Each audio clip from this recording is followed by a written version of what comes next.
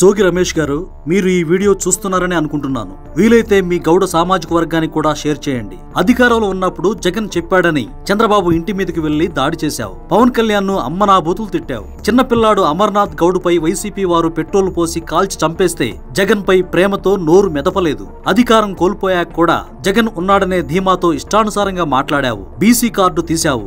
గౌడ కులం అంటూ మాట్లాడావు. చివరికి ఏమైంది? నువ్వు జైల్లో ఉంటే కనీసం నీ ముఖం చూడ్డానికి కూడా జగన్ రాలేదు. నీకు న్యాయ సహాయాన్ని కూడా అందించలేదు. ఇది నీకు నువ్వు అనుకుంటున్న బీసీ కులానికి జగన్ ఇచ్చిన ప్రాధాన్యత.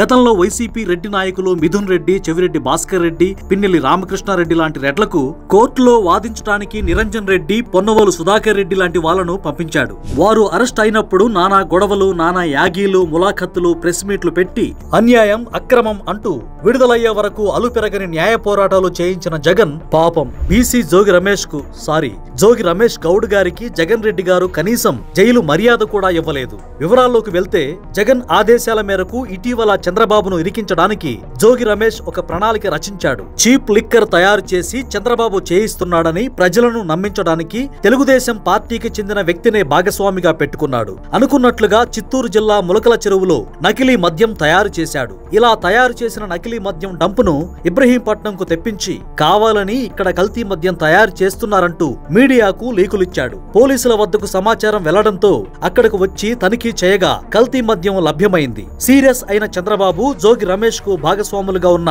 టీడీపీ నేతలను పార్టీ నుంచి సస్పెండ్ చేశారు. వెంటనే ఈ మొత్తం వ్యవహారాన్ని సిట్ కు అప్పగించారు. దర్యాప్తు మొదలుపెట్టిన సిట్టు బృందానికి మొత్తం పాత్రదారుడు, సూత్రధారుడు జోగి రమేష్ అని తేలడంతో మొన్న అరెస్టు చేశారు. అరెస్ట్ అవుతున్న క్రమంలో విపరీతంగా బీసీలపై దాడి, గౌడు కులంపై దాడి అంటూ జగన్ తన మీడియాలో ఓదరగొట్టాడు. అయితే అరెస్ట్ అయిన అనంతరం జోగి రమేష్ ను మాత్రం కనీసం పట్టించుకోవడం లేదు. జగన్ అనుకున్నట్లుగా తన కులాన్ని వాడుకుంటున్నాడు. జగన్ చెప్పినవన్నీ పాటించిన జోగి రమేష్ ను మాత్రం గాలికి వదిలేశాడు. ఇది జగనన్న వాడకం అని జోగి రమేష్ సొంత అనుచరులే మాట్లాడుకుంటున్నారు.